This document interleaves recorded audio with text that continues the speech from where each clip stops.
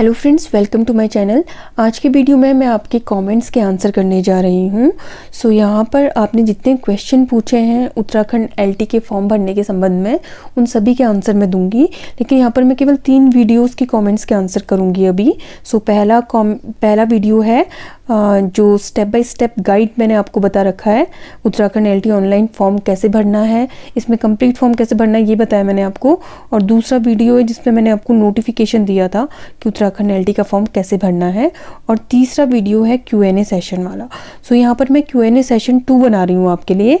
तो जब भी आपके क्वेश्चंस होते हैं तो आप Q&A सेशन वाले वीडियोस के नीचे डाल दिया करिए, या फिर जिन वीडियोस में मैं कहती हूँ कि आप इस वीडियो में अपने क्वेश्चंस डाल दीजिए, तो आप उसी वीडियो के नीचे कमेंट करें, तभी आपके कमेंट का आंसर आप देख पाएंगे, तभी मैं आपके कमेंट को रीड कर पाऊंगी।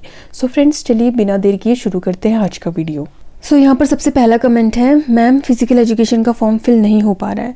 तो जब बाकी सब्जेक्ट्स के फॉर्म फिल हो रहे हैं तो आपका भी फिल हो जाएगा। आप अपनी हिस्ट्री क्लियर कीजिए और न्यू टैब स्टार्ट कीजिए फॉर्म फिल करना। मैम एलटी इंग्लिश और एसएसटी के लिए एक ही फॉर्म भरा जाएगा या अलग अलग? पहले तो दोनों के लिए अलग अलग फॉर्म भरे जाएंगे, लेकिन अगर पेपर एक ही दिन होता है एलटी इंग्लिश और एलटी एसएसटी का, तो आप किसी एक में ही अपीयर कर पाएंगे, क्योंकि ज़्यादातर पेपर जो होता है सेम डे होता है या फिर सेम डे 2 मीटिंग्स में हो जाता है। तो अगर आपके पास चांस रहेगा लकीली तो ही आप 2 एग्ज़ाम दे पाएंगे। अदरवाइज़ ये हो सकता है कि आपका इंग्लिश और एसएसटी का एग्ज़ाम सेम डे पड़े, या फिर हो सकता है कि अलग अलग पड़े। तो फॉर्म भरने में कोई नुकसान नहीं है, क्योंकि केवल 300 रुपये खर्च होते हैं। तो आप दोनों फॉर्म भर दीजिए, लेकिन दोनों फॉर्म आपको अलग अलग भरने पड़ेंगे। इसके बाद नेक्स्ट है, मैम वीडियो में EWS के बारे में चर्चा करना। EWS से जो रिलेटेड क्वेश्चन है वो ये है कि हमारा EWS 31 मार्च 2024 तक वैलिड है। तो आपका अगर EWS मार्च तक वैलिड है तो वो आपके फॉर्म भरने में तो डेफिनेटली काम आ जाएगा। आप फॉर्म उसी EWS से भरिए, लेकिन आपको नया EWS फर्दर बना लेना चाहिए, क्योंकि डॉक्यूमेंट वेरिफिकेशन के टाइम पे आपसे अगले सेशन का भी मांग लिया जाता है। तो इसलिए मैं कह रही हूँ कि अगर कोई दिक्कत नहीं है तो आप अगले सेशन का भी बना लीजिए। हालांकि क्योंकि वो फाइनेंशियल सेशन वाइज अब EWS बनने लगे हैं, तो आपका अगर मार्च 31 2024 तक का है तो वो वैलिड है, उससे आप फॉर्म भर सकते हैं। इसके बाद नेक्स्ट क्वेश्चन है, मैम मेरा एम्प्लॉयमेंट ऑफिस में नाम है पर रिन्यू नहीं है, लेकिन डोमिसाइल है यूके का, तो फॉर्म भर जाएगा? बिल्कुल भर जाएगा। अगर आपके पास डोमिसाइल है तो दिक्कत नहीं है। एम्प्लॉयमेंट ऑफिस की मैंडेटरी नहीं है एम्प्लॉयमेंट ऑफिस, क्योंकि आपने हाई स्कूल इंटरमीडिएट उत्तराखंड से ही किया होगा, तो बहुत ज़रूरी नहीं है। डोमिसाइल फिल करना ज़रूरी है, तभी आपको उत्तराखंड का रिजर्वेशन मिलेगा। इसके बाद नेक्स्ट कॉमेंट है, मैम बाय मिस्टेक हमने सीधी भर्ती 60% और विभागीय भर्ती 10% दोनों में ही टिक कर दिया है। मैम क्या मेरा फॉर्म रिजेक्ट हो जाएगा? सो फॉर्म रिजेक्ट नहीं होगा, क्योंकि आपके पास 16 अप्रैल से लेकर 18 अप्रैल तक फॉर्म में करेक्शन करने के लिए भी ऑप्शन दिया है। तो 16 अप्रैल से करेक्शन विंडो स्टार्ट होगी, 18 अप्रैल को ख़त्म होगी, तब तक आप अपना फॉर्म जो है वो करेक्ट कर सकते हैं। बाकी भी जिनकी फॉर्म में जो गलतियां हो रही हैं वो 16 से 18 में उसको करेक्ट कर सकते हैं। मैम मेरी शादी को 4 साल हो गए हैं, पर मेरा स्थायी प्रमाण पत्र मायके का ही है और मैरिज सर्टिफिकेट भी नहीं है। तो मैं फॉर्म में स्टेटस मैरिड भरूं या अनमैरिड भरूं? अगर अनमैरिड भरूं तो बाद में कोई दिक्कत तो नहीं होगी। अनमैरिड नहीं भरना चाहिए, आपको मैरिड भरना चाहिए, क्योंकि कोई भी इन्फॉर्मेशन आपको हाइड नहीं करनी चाहिए। एक बार आप अपना जो मैरिज सर्टिफिकेट बनाएंगे तो वो उसी डेट का बनेगा जिसमें आप आज की डेट पे मैरिड हैं। तो कल को ऐसा हो सकता है आपको एफिडेविट लगाना पड़े मैरिज के संबंध में, या आपको अपना मैरिज सर्टिफिकेट दिखाना पड़े। तो इसलिए आप मैरिड भरिए, लेकिन अपना फॉर्म जो है वो हाई स्कूल के हिसाब से भरिए, और हाई स्कूल के समय पे कोई भी मैरिड नहीं होता है। तो डॉक्यूमेंट्स की डिटेल्स से कोई दिक्कत नहीं होती है। आप अपना डोमिसाइल भी अपने मायके की साइड से भी आप फॉर्म भर सकते हैं। एज अ गर्ल आप फॉर्म भर सकते हैं, लेकिन आप अगर मैरिड हैं तो अपने स्टेटस में आप मैरिड दिखाइए, उसमें कोई दिक्कत नहीं है। आप बाद में एफिडेविट दे दीजिएगा उस संबंध में कि आप मैरिड थे, लेकिन आपका जो स्थायी प्रमाण पत्र है वो ससुराल का नहीं बना था, या फिर आप अपना मैरिज सर्टिफिकेट बाद में दिखा सकते हैं। तो वो सॉर्ट आउट हो जाती है बाद में प्रॉब्लम एफिडेविट देकर। अभी आप फिलहाल मैरिड भरिएगा फॉर्म में, और अपनी डिटेल जो है वो आप हाई स्कूल के हिसाब से भरिए। मैम उत्तराखंड एलटी का फॉर्म भरने के लिए डोमिसाइल कितना पुराना चल जाएगा? डोमिसाइल पुराने से मतलब नहीं, डोमिसाइल आपका जब बना है वो तब का चल जाएगा, क्योंकि एक बार कोई डॉक्यूमेंट बन जाता है, भले वो 2004 में बना हो या 2014 में या 2024 में, वो वैलिड ही होगा। उसके बाद नेक्स्ट कमेंट है, मैम एलटी का फॉर्म भरने में प्रॉब्लम आ रही है। Are you government employ option में येस और NOC डालने के बाद जब फाइनल सबमिट करने जा रहा हूँ तो वहाँ नो लिखा आ रहा है, कितना एडिट कर लिया बट लास्ट में फॉर्म में नो लिखा रहा है। आई थिंक ये कमेंट मैंने पहले भी देखा था और शायद एक आध कमेंट और है। ये जेन्युइन प्रॉब्लम है, इसलिए मैंने इसके लिए UKSSC को मेल कर रखा है। तो एक बार तो आप या तो अपनी हिस्ट्री क्लियर करके ट्राई करो, हिस्ट्री पूरी क्लियर करके नए टैब से भर के ट्राई करो। अगर फिल हो जाता है तो ठीक है, तो आप इन्फॉर्म कर देना हो गया यहाँ पर, और अगर नहीं होता है तो UKSSC को आप मेल करिए जो इन्होंने मेल ID दी है। वैसे मैंने भी इस प्रॉब्लम को लेकर मैंने मेल किया है, अगर उनका रिप्लाई आता है तो मैं आपको इन्फॉर्म करती हूँ। महिला आरक्षण वाले ओपन कैटेगरी में आ सकते हैं या अलग से होगा? देखिए, महिला आरक्षण वाले ओपन कैटेगरी में ऑब्वियसली आएंगे। ओपन कैटेगरी में तो हर कोई आता है, तो कोई दिक्कत नहीं है उसमें। बस आप जहाँ पर लिखा है कि आप उत्तराखंड महिला है, उसमें आप यस करेंगे, तभी आपको महिला आरक्षण का लाभ मिलेगा। मैम BEd अपीयरिंग वाले डाल सकते हैं, 3rd सेम में हूँ, CTET क्वालिफाइड है? नहीं डाल सकते हैं, क्योंकि वहाँ पर आपको BEd की मार्कशीट की डेट डालनी होती है, तो मार्कशीट आपके पास नहीं होगी तो आप कैसे डालेंगे? तो अपीयरिंग वाले कोई भी नहीं डाल सकते हैं। Are you a government employ में यस किया, ठीक है, ये वही प्रॉब्लम है, इसके लिए मैंने मेल किया है। मैम मैं यूपी से हूँ बट मेरी मैरिज उत्तराखंड से हुई है, क्या मैं फॉर्म फिल कर सकती हूँ? बिल्कुल आप फिल कर सकते हैं, लेकिन आपके पास उत्तराखंड का डोमिसाइल बना हुआ होना चाहिए, या मैरिज सर्टिफिकेट या कोई डिटेल होनी चाहिए जो ये प्रूव कर सके कि आप उत्तराखंड के हो, आप फॉर्म भर सकते हैं। रिक्वायर्ड एलिजिबिलिटी में सब में नो है मेरा, बस मेरे पास डोमिसाइल है, क्या फॉर्म फिल हो जाएगा? एम्प्लॉयमेंट ऑफिस में रजिस्ट्रेशन ज़रूरी है? ज़रूरी नहीं है, क्योंकि अगर आपने हाई स्कूल इंटरमीडिएट किया है तो ज़रूरी नहीं है। डोमिसाइल आपके पास है तो फॉर्म फिल हो जाएगा। इसके बाद है आफ्टर मैरिज फॉर्म में surname according to high school certificate fill करें, अकॉर्डिंग टू मैरिज सर्टिफिकेट। आप मैरिड हो अनमैरिड हो, आपको फॉर्म हाई स्कूल सर्टिफिकेट के अनुसार ही भरना होता है, ये आप हमेशा ध्यान रखिए। तो हाई स्कूल सर्टिफिकेट के अनुसार आप अपना फॉर्म भरेंगे। मैम LT फॉर्म 2 सब्जेक्ट से अप्लाई कर सकते हैं क्या, ऐसा कोई प्रावधान है? देखिए, फिलहाल इसमें ऐसा नहीं लिखा हुआ है एडवर्टीजमेंट में कहीं पर कि एक कैंडिडेट एक ही सब्जेक्ट से फॉर्म फिल कर सकता है। अगर कहीं लिखा हुआ है तो आप एक बार थॉरली एडवर्टीजमेंट को पढ़ें, क्योंकि कभी कभी ऐसा लिखा होता है एडवर्टीजमेंट में कि एक अभ्यर्थी जो है वो एक ही सब्जेक्ट से अप्लाई कर सकता है, क्योंकि उनको फिर एग्जाम कराने में दिक्कत होती है। और अगर ऐसा नहीं लिखा है तो आप इंग्लिश से भी कर सकते हैं फॉर्म फिल, और SST से भी कर सकते हैं, क्योंकि इनका भी सेम ही क्वेश्चन है। तो यहाँ पर आप इंग्लिश और SST दोनों से फिल कर सकते हैं। अगर आपका जो एग्ज़ाम है, सपोज इंग्लिश का एग्ज़ाम फर्स्ट सेशन में या फर्स्ट डे में हो रहा है और SST का दूसरे डे में हो रहा है, तो आप दोनों सब्जेक्ट के लिए एलिजिबल हो जाते हैं यहाँ पर। और 2 एग्ज़ाम देकर आपके पास 2 अपॉर्चुनिटीज़ रहती हैं, तो क्यों ना कोई भरे 2 बार फॉर्म। मैं तो कहती हूँ कि बिल्कुल भरना चाहिए अगर आपके पास अपॉर्चुनिटी है तो। और यहाँ पर इन्होंने ये भी पूछा है कि BA B.Ed की डिग्री भी चाहिए होगी क्या फॉर्म फिल करने के टाइम? देखो, वहाँ पे मार्कशीट की जो डेट है वो तो मांग रहा है, डिग्री की मैं भी ना मांग रहा हूँ, लेकिन डिग्री आपको बाद में तो चाहिए ही होती है, इसलिए आप डिग्री अपनी निकाल के रखिए। और सभी को निकाल के रखनी चाहिए। एक बार आपने डिग्री की है कोई, तो डिग्री जैसे आपने हाई स्कूल मार्कशीट के साथ आपका प्रमाण पत्र ज़रूरी होता है, वैसे ही आपकी ग्रेजुएशन की मार्कशीट के साथ आपकी डिग्री जो है वो बहुत ज़्यादा इंपॉर्टेंट है। Ma'am please confirm I don't have any employment registration, can I apply for this exam और not? Employment number is necessary? नहीं है नेसेसरी। अगर आपने हाई स्कूल इंटरमीडिएट उत्तराखंड से किया है या फिर आपके पास डोमिसाइल है, तो उन दोनों स्थिति में आपके पास ये एम्प्लॉयमेंट रजिस्ट्रेशन जो है वो मैंडेटरी नहीं है, आप फॉर्म फिल कर सकते हैं। मैम 10th में सरनेम जोशी है बट B.Ed एंड CTET में उप्रेती सरनेम है, फॉर्म किस नेम से? 10th के नेम से आप फिल करेंगे। मैम अगर कोई EWS वाला स्टूडेंट ओपन की मेरिट में आ जाता है तो DV के टाइम EWS सर्टिफिकेट चाहिए होगा कि नहीं? चाहिए होगा, क्योंकि अगर आपने EWS कैटेगरी से फॉर्म भरा है और आपने ओपन कैटेगरी से भी क्वालिफाई किया है तो भी वहाँ पर आपको दिखाना होगा, क्योंकि फॉर्म भरते समय आपकी कैटेगरी जो थी EWS थी, लेकिन आपने ओपन में क्वालिफाई किया है, वो बात अलग है, आपकी मेरिट ओपन में ही आएगी, लेकिन आपको वहाँ पे डॉक्यूमेंट्स दिखाने होते हैं। और जो लोग पूछ रहे हैं कि मेरा सरनेम हाई स्कूल के समय ये था, सभी का चेंज होता है, उसके लिए आप बाद में मैरिज सर्टिफिकेट लगाते हैं, वो नहीं है तो आप जो सरनेम चेंज है डॉक्यूमेंट्स में उसका आप एफिडेविट देते हैं डॉक्यूमेंट वेरिफिकेशन के टाइम पे, लेकिन फॉर्म आपको हाई स्कूल के अकॉर्डिंग ही भरना होता है। मैम LT फॉर्म 2 सब्जेक्ट्स में भर सकते हैं, इसका आंसर मैं दे चुकी हूँ ऑलरेडी।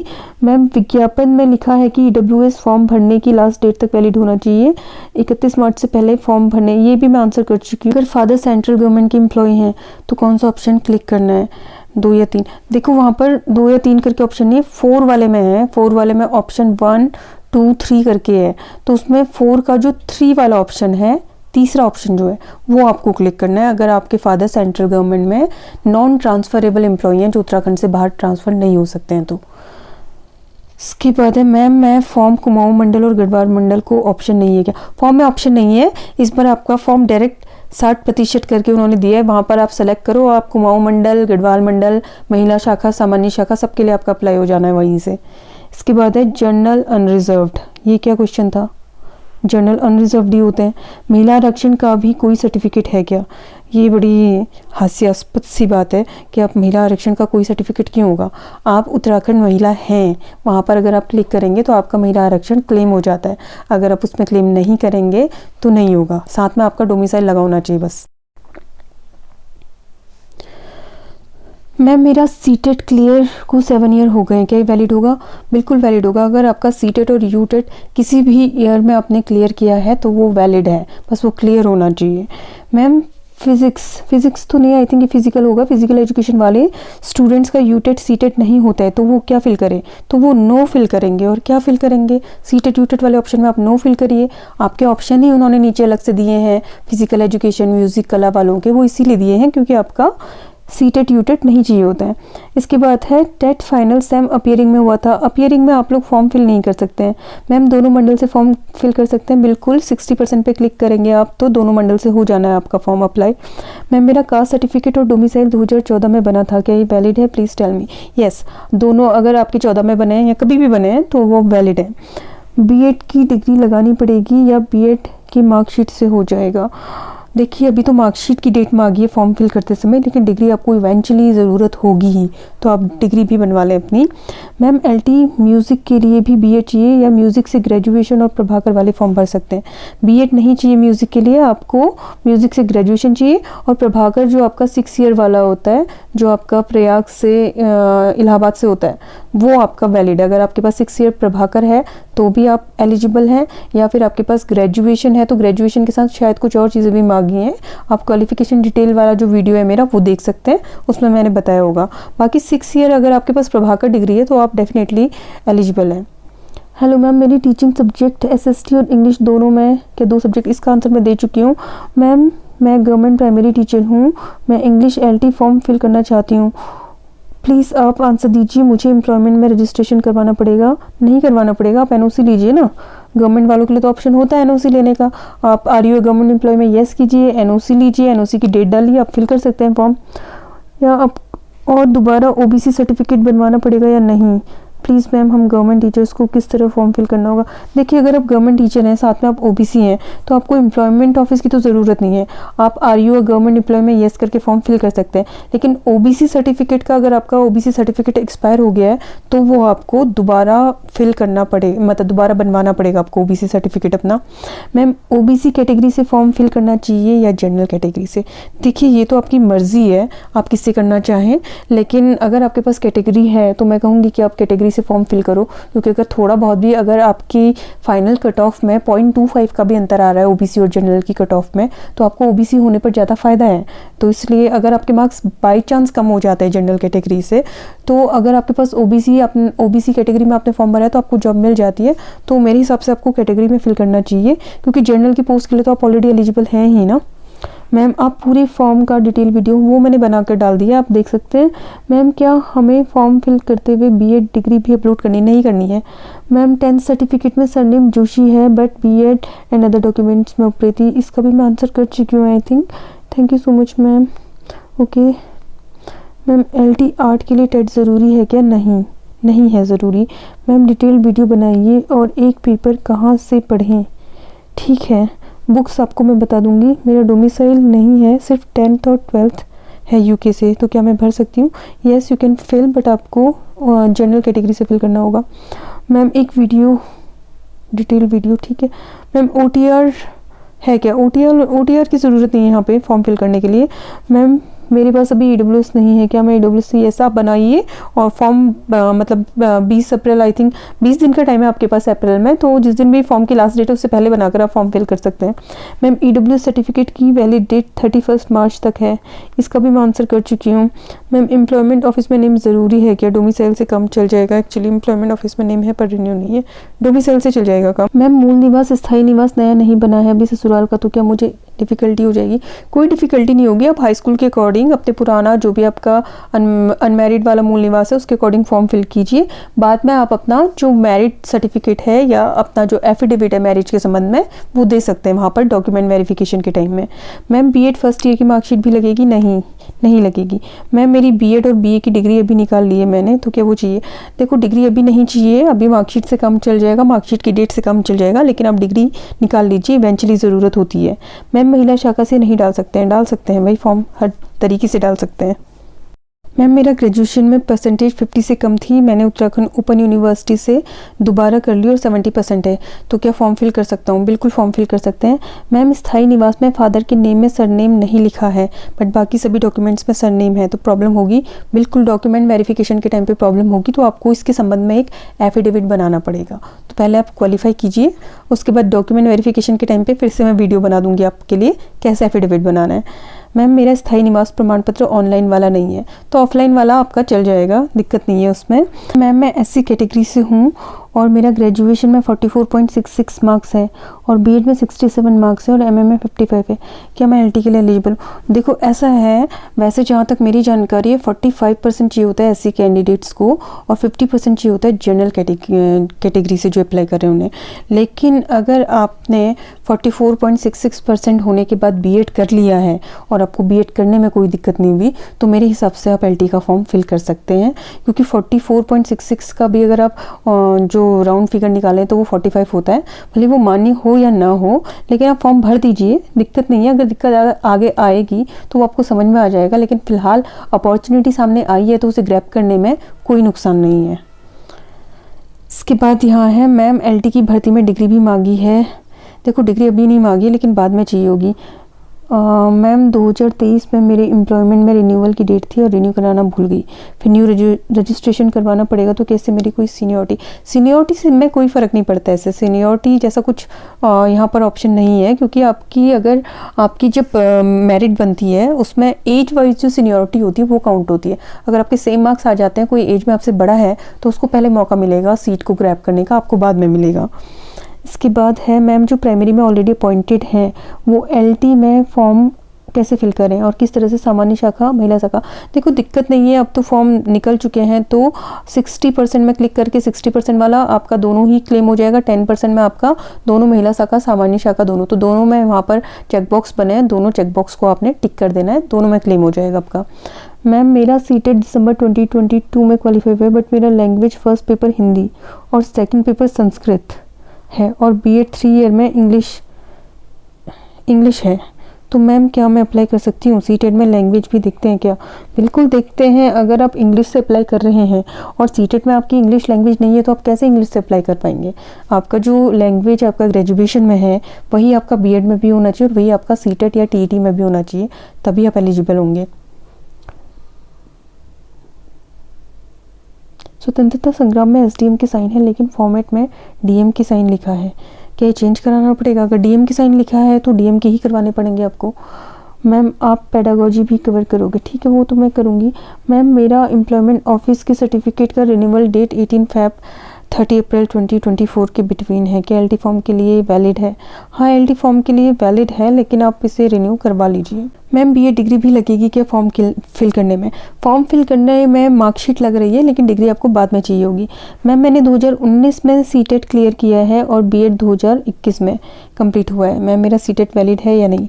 देखो अगर आपने बीएड जो 2 साल का होता है उस ड्यूरेशन में अपीयरिंग डालकर अगर आपने सीटेट क्वालिफाई किया है तो वो सीटेट आपका मान्य होगा, क्योंकि उस समय आप बीएड कर रहे हैं और बीएड का फॉर्म बीएड करते करते सीटेट का फॉर्म हम अपीयरिंग में भर सकते हैं। तो अगर उस समय क्लियर हुआ है तो मान्य है। अगर आपने उस समय बीएड कर ही नहीं रहे थे फिर भी आपने सीटेट का फॉर्म डाल दिया और ऐसे ही आपका सीटेट क्वालिफाई हो गया तो उस कंडीशन में आपका सीटेट मान्य नहीं होगा।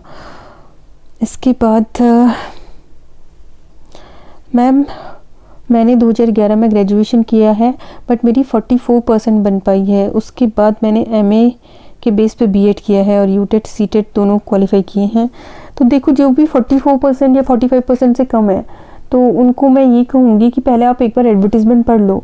एडवर्टीज़मेंट में ऐसा कहीं नहीं लिखा है कि आपकी 45% होनी चाहिए या 50% होनी चाहिए।